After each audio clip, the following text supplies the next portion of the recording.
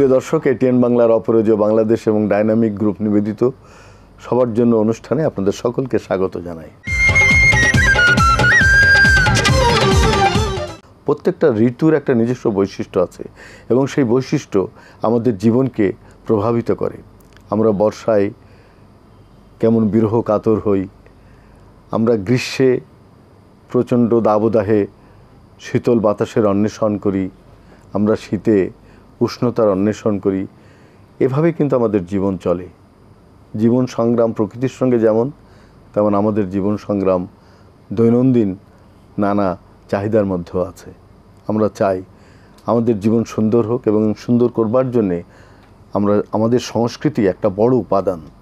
গান, কবিতা আমাদের সবার জন্য অনুষ্ঠানে আমরা সবসময় সেই বিষয়টিকে লক্ষ্য রাখি। প্রিয় দর্শক, এটিএন বাংলার অপরাজেয় বাংলাদেশ এবং ডাইনামিক গ্রুপ নিবেদিত সবার জন্য অনুষ্ঠানের ভালোবাসার রং পর্ব। এই পর্বে উপস্থিত আছেন আমাদের দেশের প্রখ্যাত সঙ্গীত শিল্পী ইয়াসমিন মুস্তারি। কথা বলছি তার সঙ্গে। কেমন আছেন আপনি ইয়াসমিন মুস্তারি? ভালো আছি। ভালো থাকারই কথা, কারণ এবার আপনি 2021 সালে নজরুল পুরস্কার পেলেন নজরুল ইনস্টিটিউট থেকে। পুরস্কার পাওয়ার পরে আপনার প্রতিক্রিয়া কি? খুব আনন্দের এবং দায়িত্ব মনে হয় একটু বেড়ে গেল, যেহেতু এই সময় এই বয়সে এসে আর একটু মনে হয় যে হেলাফেলা করা যাবে না। হ্যাঁ, এখন আরো একটু বেশি ঋদ্ধ হতে হবে সব বিষয়ে। তো আমার আসলে কিছুদিন হলো বেশ ভালো যাচ্ছে। কিছুদিন আগে নজরুলের উপরে আরেকটি সংগঠন বড়, তারা আমাকে স্বর্ণপদক দিয়েছিল। সংগঠনটা চয়ন পত্রিকা। হ্যাঁ, ওনারা ভীষণ ভালোবেসে দিয়েছেন আমাকে, অনেকদিন ধরে চাইছিলেন। হ্যাঁ, লিলি হক। উনি এত একটা, আমি জানি না, আমার কাছে অসাধারণ একটা মহিলা, ভদ্রমহিলা, খুবই হৃদয়ের মানুষ। তো অনেকদিন ধরে মানুষ পাওয়ার জন্য করে, আর আপনার পিছনে লেগে থেকে দিতে পারছি না, এটা মজা করে তুমি বলে আমাকে। তো এটা যেতে না যেতেই খবরটা পেলাম, তারপরে এটা তো আমার কাছে আরো ভালো লাগলো, ভীষণই ভালো লাগলো। এই যে আপনার পিতা তালিম হোসেন কবি, আপনার মা মাফরুহা চৌধুরী, তিনি একজন লেখক, আপনার বোন শবনম মুস্তারি, পারভিন মুস্তারি, এরা সব বিখ্যাত মানুষ।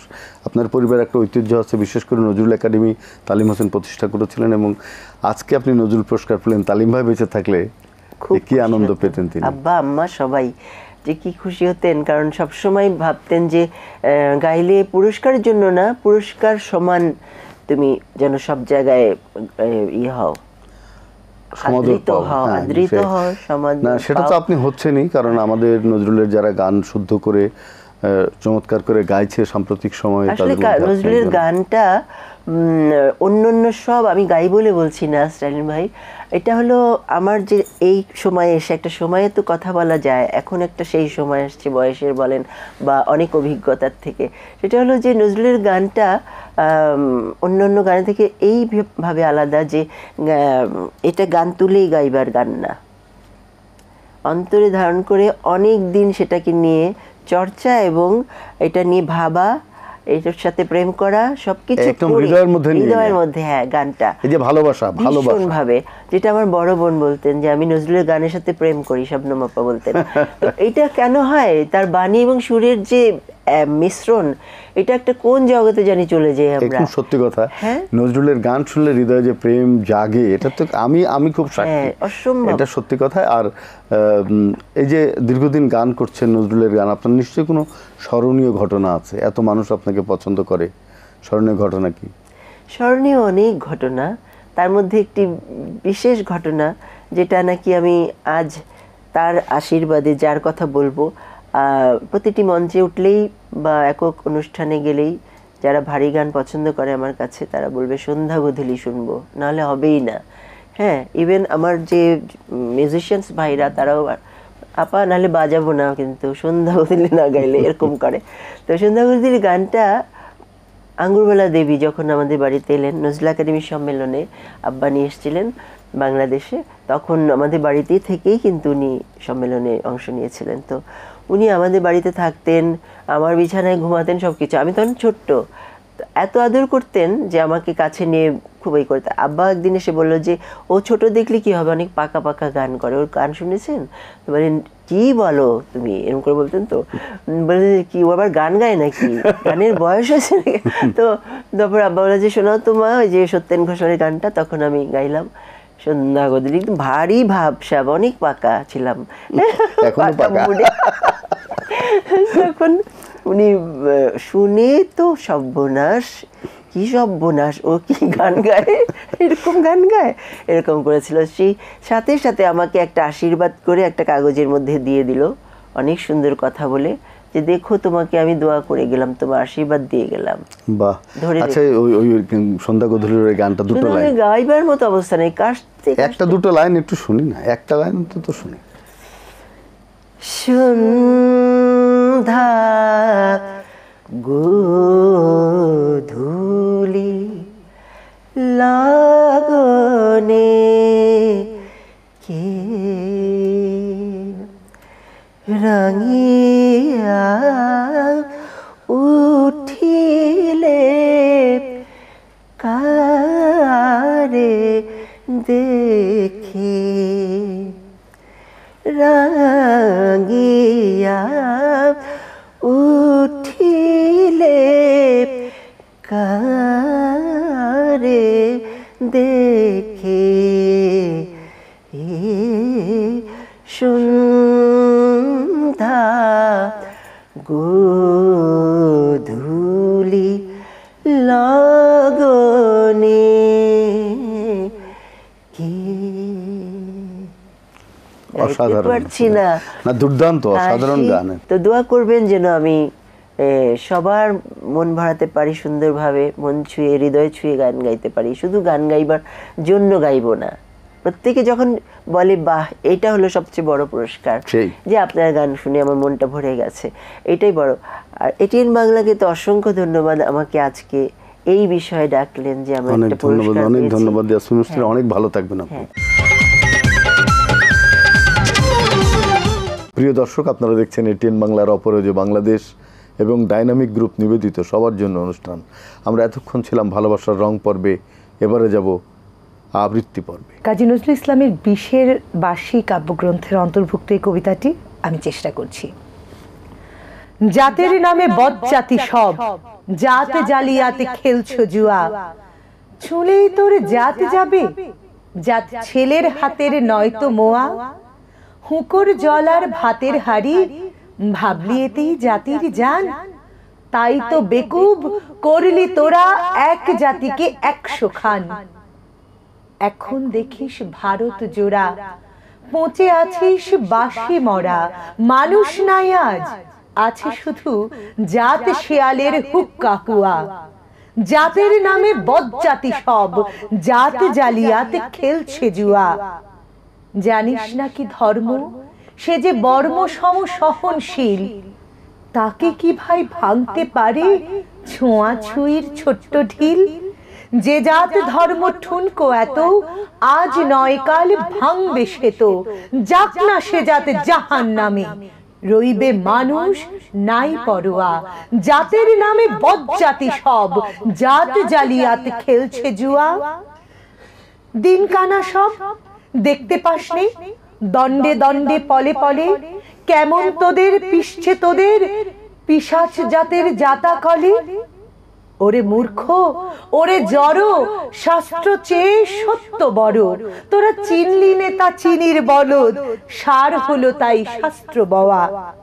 সকল জাতি সৃষ্টি যে তার, এই বিশ্ব মায়ের বিশ্ব ঘর, মায়ের ছেলে সবাই সমান, তার কাছে নেই আত্মপর। তোরা সৃষ্টিকে তার ঘৃণা করে, স্রষ্টায় পুজিস জীবন ভরে, ভস্যে ঘৃত ঢালা সেজে, বাছুর মেরে গাভী দোয়া। বলতে পারিস বিশ্বপিতা ভগবানের কোন সে জাত, কোন ছেলের তার লাগলে ছোঁয়া অসুচি হন জগন্নাথ। নারায়ণের জাত যদি নাই, তোদের কেন জাতের বালাই, তোরা ছেলের মুখে থুথু দিয়ে মার মুখে দিস ধূপের ধোয়া। ভগবানের ফৌজদারি কোর্ট নাই সেখানে জাত বিচার, তোর পইতে টিকি টুপি টোপর সব সেথা ভাই একাকার। জাত সে শিকেই তোলা রবে, কর্ম নিয়ে বিচার হবে, তারপর বামুন চাঁড়াল এক গোয়ালে, নরক কিংবা স্বর্গে থোয়া। এই আচার বিচার বড় করে প্রাণ দেবতায় ক্ষুদ্র ভাবা, বাবা এই পাপেই আজি উঠতে বসতে সিঙ্গি মামার খাচ্ছ থাবা। তাই নাইকো অন্ন, নাইকো বস্ত্র, নাইকো সম্মান, নাইকো অস্ত্র। এই জাত জুয়ারির ভাগ্যে আছে আরো অশেষ দুঃখ সওয়া। বাহ, অসাধারণ। আমাদের জাতীয় কবির এই কবিতাটি একটা অসাম্প্রদায়িক চিন্তার অসাধারণ একটি কবিতা এবং এটি গান হিসেবেও গীত হয়। কবিতাটি আবৃত্তি করবার জন্য অনেক ধন্যবাদ। আপনাকেও ধন্যবাদ। প্রিয় দর্শক, এটিএন বাংলার অপরাজেয় বাংলাদেশ এবং ডাইনামিক গ্রুপ নিবেদিত সবার জন্য অনুষ্ঠানের জানা অজানা পর্ব। এই পর্বে উপস্থিত আছেন আমাদের দেশের একজন চাহিদা সম্পন্ন নূর আলম মোহাম্মদ রিফাত। নূর আলম মোহাম্মদ রিফাত দেখতে একটা শিশুর মতো, অসাধারণ দেখতে সে। খুব তার হাসি খুব অমায়িক এবং খুব সরল একজন মানুষ। মাত্র 22 বছরের এই রিফাত আমাদের অভিনয় এবং নৃত্যে তার একটা পারদর্শিতা আছে আমি যতদূর জানি। রিফাত, তুমি কোথায় লেখাপড়া করো? আমি শান্তমারুম ইউনিভার্সিটিতে অনার্স সেকেন্ড সেমিস্টারে ডান্স ডিপার্টমেন্টে পড়াশোনা করতেছি। নাচ তোমার খুব ভালো লাগে? হ্যাঁ, নাচ এবং অভিনয় দুটোই ভালো লাগে। দুটোই ভালো লাগে। তুমি যখন অভিনয় করো সবাই হয়তো জানে না যে তোমার বয়সটা একটু বেশি, তো ওরা কি বলে তোমার সঙ্গে যারা কাজ করে? ওরা অনেক সময় বুঝতে পারে না। না, বুঝতে পারে না। যখন তুমি অভিনয় করো কিংবা তুমি যখন নৃত্য পরিবেশন করো তখন সবাই হয়তো ধীরে ধীরে বোঝা যায় যে রিফাত একটু সিনিয়র নাকি। হ্যাঁ। তা তোমার মানুষের সঙ্গে যখন তুমি চলো মেশো, মানুষ তোমাকে কতটা ভালোবাসে বলে মনে হয়? অনেক ভালোবাসে, কিন্তু যখন বাহিরে বের হই তখন অনেক সমস্যায় পড়তে হয়। যেমন বাসে উঠতে গেলে সমস্যা হয়, তারপর অচেনা কোথাও গেলে বেশি সমস্যা হয়। একা একা বের হইলে বের হওয়া যায় না। বাসে গেলে কি মনে করে পালিয়ে এসছো বাসা থেকে নাকি? হ্যাঁ, বাসে তো আমাকে নিতেই চায় না, থামাই, হাত জাগিয়ে থামাই তো তারা কোনো করে না, চালিয়ে যায়। তো একজনের হেল্প নিয়ে তারপর বাসে উঠতে হয়। অনেক সময় একদম বাসে ওঠার পরও নামিয়ে দিয়েছে যে ও বাসা থেকে পালিয়ে এসেছে। কি বিপদ! আর কি হয়, আর কি কি সমস্যা হয়? এইরকম সমস্যা অনেক হয়। তারপর হচ্ছে কোথাও গেলে যদি বলে যে আমি অনার্সে পড়ি, ওটা বিশ্বাস করে না, ওটা নিয়ে হাসি তামাশা করে। তারপর অনেক খারাপ কথাও বলে অনেক সময়। কিন্তু তুমি এখন অভ্যস্ত হয়ে গেছো, তুমি বুঝে ফেলেছো যে মানুষ তো এরকমই হয়। কিন্তু আমরা তো তোমাকে খুব ভালোবাসি এবং আজকে যে তুমি এটিএন বাংলায় এসছো এটার জন্য আমরা খুব আনন্দিত যে রিফাত আজকে আমাদের সঙ্গে কথা বলছে। আচ্ছা রিফাত, তুমি যে সম্প্রতি লেটো দলের যে অভিনয় হয়েছে নজরুলের নাটকের, আমাদের জাতীয় কবির যে নাট্য উৎসব, সেখানে লেটো নাটকে তুমি অভিনয় করেছো, তাই তো? হ্যাঁ, আমরা হচ্ছে বহর থেকে লেটোর একটা পালা করেছি। তো ওটা আমাদের ফেরদাউদ স্যার, আমাদের ইউনিভার্সিটি, উনি আর কি পরিচালনা করেছে। তো ওইটাই আমি হচ্ছে একটা মানে যুবকের ক্যারেক্টার করেছি। বাহ! তো তুমি সেই যুবকের ক্যারেক্টারের কোনো ডায়লগকে আমাদের একটু শোনাতে পারবে? হ্যাঁ, শুনি আমরা। বউ, ও বউ, বউ, বউ যে কোথায় পালালো কোথাও খুঁজে পাচ্ছি না। আজ 3 দিন হয়েছে পালিয়েছে। সেই মাসির বাড়ি হতে খাওয়া দাওয়া করে এসেছি, সেখানেও যাইনি।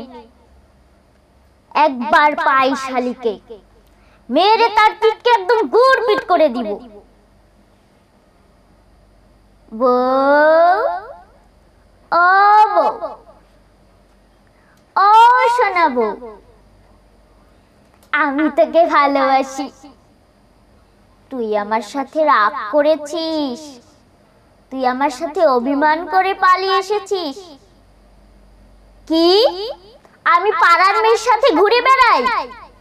তুই ভুল বুঝেছিস বউ, তাহলে কি তোকে খুঁজতে আসতাম? বাহ, অসাধারণ! তুমি তো অসাধারণ অভিনয় করো। তুমি কি কোনো পুরস্কার পেয়েছো এ পর্যন্ত নাচে কিংবা অভিনয়ে? হ্যাঁ, আমি অভিনয় হচ্ছে বঙ্গবন্ধু শিশু কিশোর মেলায় হচ্ছে অভিনয়ে প্রথম স্থান অধিকার করেছি। কি অসাধারণ! তোমার স্বপ্নটা কি? তুমি কি হতে চাও আরো বড় হয়ে? এখন তো নাচ নিয়ে পড়াশোনা করতেছি, তো আমার ইচ্ছা হচ্ছে অনার্স মাস্টার শেষ করে গবেষণা নিয়ে কাজ করব এবং বড় কিছু হওয়ার চেষ্টা করব। বাহ, অনেক ধন্যবাদ। তুমি অনেক বড় হও, অনেক ভালো থাকো, মানুষের ভালোবাসায় তুমি আমাদের কাছে আদরণীয় থাকো। তোমাকে ধন্যবাদ। ধন্যবাদ। প্রিয় দর্শক, এটিএন বাংলার অপরাজেয় বাংলাদেশ এবং ডায়নামিক গ্রুপ নিবেদিত সবার জন্য অনুষ্ঠানের সাম্প্রতিক ভাবনা পর্ব। এই পর্বে উপস্থিত আছেন আমাদের দেশের প্রখ্যাত নারী নেত্রী, অপরাজেয় বাংলাদেশের সম্মানিত নির্বাহী পরিচালক, কবি, লেখক ডক্টর ওয়াহিদা বানু। কথা বলছি তার সঙ্গে। কেমন আছেন আপনি? জি, ভালো। এখন সবচেয়ে বার্নিং ইস্যু হচ্ছে 2024-25 সালের বাজেট। খুব আলোচনা হচ্ছে চতুর্দিকে, এত টাকার বাজেট বাংলাদেশের মতো একটা উন্নয়নশীল দেশ করতে পেরেছে, সেটা আমাদের জন্য খুব আনন্দের। বাজেটের পক্ষে বিপক্ষে অনেক কথা আছে। একজন নারী নেত্রী হিসাবে, অপরাজেয় বাংলাদেশের নির্বাহী পরিচালক হিসেবে বাজেটকে আপনি কীভাবে দেখছেন? ধন্যবাদ। কেননা এটা খুব বার্নিং ইস্যু এখন আমাদের জন্য, সবার জন্য। কেননা স্বাধীনতার পর থেকে যতগুলো বাজেট আমাদের পেশ করা হয়েছিল, তার ভিতরে দেখা গেল যে প্রত্যেক বছরের বাজেটের 12-14 ভাগ বেড়ে গিয়েছিল, এরকমও বাজেট ছিল আমাদের। এবারে বোধহয় 4% এটার বৃদ্ধি হয়েছে। তো সেখানে আমার দিক থেকে আমি যেটা, যেহেতু আমরা সুবিধা বঞ্চিত নারী, শিশু এবং যুব সমাজকে নিয়ে কাজ করি, সে জায়গায় বলবো যে তাদের জায়গাটা কোথায়। তাদের জায়গাটাকে খুব নির্দিষ্টভাবে যেটা করা হয়েছে সেটা হলো সোশ্যাল সেফটি নেট, যেটাকে আমরা বলি সুরক্ষা, জাতীয় সুরক্ষা বলা। কিন্তু এখানকার খবরটা হলো যে আমরা অনেকে খুব খুশি আছি এই ভেবে যে এখানে 2 লক্ষ মানুষকে আবার অন্তর্ভুক্ত করা হয়েছে। আবার পাশাপাশি আমরা যে কারণে আমাদের মন খারাপ হয়ে যায় যে আপনি 1 বালতি পানি দিচ্ছেন কিন্তু আরও 25 জন মানুষকে ওখানে অ্যাড করছেন, তাহলে আগে যারা আমার অন্তর্ভুক্তিতে ছিল তাদের পরিমাণটা তো বাড়লো না। এটা একটা। তো সেই জায়গায় আমি বলবো যে প্রথম দিকে আমি কিন্তু খুব খুশি ছিলাম, কারণ আমাদের মনে হয়েছিল এটা সুবিধা বঞ্চিত নারী, শিশু মানুষের জন্য এটা ব্যয় হবে এবং এটা বরাদ্দ, বিনিয়োগ যেটাই বলেন হবে। কিন্তু ধীরে ধীরে দেখা গেল এখানে মুক্তিযোদ্ধা ভাতা, এখানে সুবিধা বঞ্চিত মানুষ, এখানে ফকির, এখানে মিসকিন, এখানে 4th ক্লাস এমপ্লয়িজদের ভাতা, সব কিছু এখানে নিয়ে আসা হলো।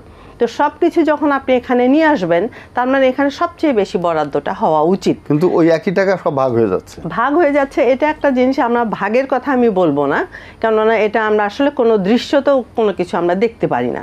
যেটা আমি দেখি না সেটা আমি বলবো না, বাট আমরা যেটা বুঝি সেটা হলো যে টাকাটা দেওয়া আছে সেই টাকাটা রাইট ওয়েতে, রাইট পার্সনের কাছে পৌঁছে দেওয়ার যে প্রক্রিয়াটা, সেই প্রক্রিয়াটা খুবই দুর্বল।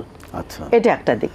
আর একটা হলো যে আমি আপনাকে টাকাটা দেওয়ার কথা ওই সময়ের মধ্যে, ওই মাসের মধ্যে, এই সময়ের টাকাটা দিতে পারলাম কি না, এই যে আমাকে কেউ মনিটরিং করবে, আপনাকে কেউ মনিটরিং করবে যে আদৌ টাকাটার সদ্ব্যবহার হলো কিনা, রাইট পারসন রাইট টাইমে টাকাটা পেলো কিনা, এটা দেখার, এটা নিয়ে কোনো দুর্নীতি হলো কিনা, হ্যাঁ, এটা কোনো মনিটরিং এর নেই। দুর্নীতির কথায়ও আমি যাব না, কারণ এটা এখন আমাদের দেশে এটা মানে ডাল ভাতের মতো হয়ে গেছে। তো আমি যেটা বলবো সেটা হলো যে মানুষের যেটা বরাদ্দ, যেটা হক, জাতীয় বাজেটে যাতে যেটা হক, সেই হকটা আসলে পূরণ করার দায়িত্ব রাষ্ট্র ব্যবস্থা। আসলে আমরা যারা ফিল্ডে কাজ করি, এটা কিন্তু প্রতিদিন আমরা শুনতে পাই। আমরা বিধবাদের কাছে শুনতে পাই, আমরা নিউবর্ন বেবিজ যারা মাদার আছে তাদের কাছে শুনতে পাই, আমরা যারা সুবিধা বঞ্চিত মানুষ আছে, ডিসেবিলিটি নিয়ে যারা ভুগছে, অনেকে আছে এখনও জানেই না যে ডিসেবলদের জন্য, প্রতিবন্ধী মানুষের জন্য ভাতা আছে, তারা অনেকে জানেই না। কিন্তু এটা দায়িত্ব হলো ওই এলাকার সমাজসেবা অফিসারের, অথবা ওই এলাকায় যে নারী ও শিশু নিয়ে যে ডিপার্টমেন্টগুলো কাজ করে তাদের কিন্তু একটা জরিপ থাকার কথা। তো এটা দেখার জন্য আমি মনে করি যে সরকারের ওই লেভেলে যেতে হবে, যে লোকাল লেভেল যে গভর্নমেন্ট আছে, লোকাল গভর্নমেন্টকে তাকে শক্তিশালী করে এই দেখভালের কাজটা আসলে দেওয়া। আচ্ছা, আপনি তো সবসময় একটা কথা বলেন আপনার স্বপ্নের কথা শেষে, যে একটা শিশুদের একটা মন্ত্রণালয়, জি, তো সেইটার কোনো সাফল্য কি দেখতে পাচ্ছেন কিনা? আমি মনে করি এবার বাজেটেও এরকম কোনো রিফ্লেকশনস নেই। এটা নিয়ে আসলে খুব তোড়জোড় করে আমরা অনেক আগে খুব ভালো কাজ শুরু হয়েছিল।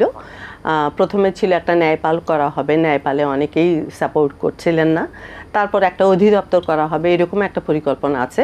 আমি জানি অধিদপ্তর বা মন্ত্রণালয়ের জন্য প্রপার একটা প্রিপারেশন কিন্তু সরকারের আছে, কিন্তু এখানে সবসময় একটা চিন্তা করা হচ্ছে যে যখন আমরা একটা মন্ত্রণালয় করব, সেই মন্ত্রণালয়তে একটা কস্ট ইনভলভ আছে, এখানে হিউম্যান রিসোর্স আছে, মানে প্রত্যেকটা বিষয়ের সাথে কিন্তু এটা যুক্ত আছে। তারপরেও আমি বলবো যে যতই আপনারা ভাবেন না কেন, যদি আমরা শিশুদের জন্য, ইউথের জন্য, যুবদের জন্য যে মন্ত্রণালয়টা আমরা করতে পারি, তাহলে আমরা ডিজিটালাইজড বাংলাদেশ, স্মার্ট বাংলাদেশের জন্য মানে প্রজন্মকে তৈরি করার এটা একটা প্রক্রিয়া হবে, এটা একটা হাতিয়ার হবে, এবং তাদেরকে প্রতি মুহূর্তে আমরা মনিটর করতে পারবো। অসাধারণ, অসাধারণ। আমরা আপনার স্বপ্নের সেই কথায় যাব। একদম এক কথায় বলবেন, এবারের বাজেট কি আসলেই কল্যাণকর হবে? বাজেটটা খুব ন্যায়সঙ্গত হয়েছে বলে আমি মনে করি না। অনেকে বলছেন এটা বাস্তবসঙ্গত, বাট ন্যায়সঙ্গতভাবে ব্যবহার করাটা জরুরি। অনেক ধন্যবাদ আপনাকে, ভালো থাকবেন। আপনাকেও ধন্যবাদ, এটিএন বাংলার দর্শকদেরও ধন্যবাদ। শেষ করব রবীন্দ্রনাথের সেই কবিতা দিয়ে। যদিও সন্ধ্যা আসিছে মন্দ মন্থরে, সব সঙ্গীত গেছে ইঙ্গিতে থামিয়া, যদিও শান্তি নাহি অনন্ত অম্বরে, যদিও ক্লান্তি আসিছে অঙ্গে নামিয়া, দিক দিগন্ত অবগুণ্ঠনে ঢাকা, তবু বিহঙ্গ ওরে বিহঙ্গ মোর, এখনই অন্ধ, বন্ধ করো না পাখা। সবাই ভালো থাকবেন, সুস্থ থাকবেন।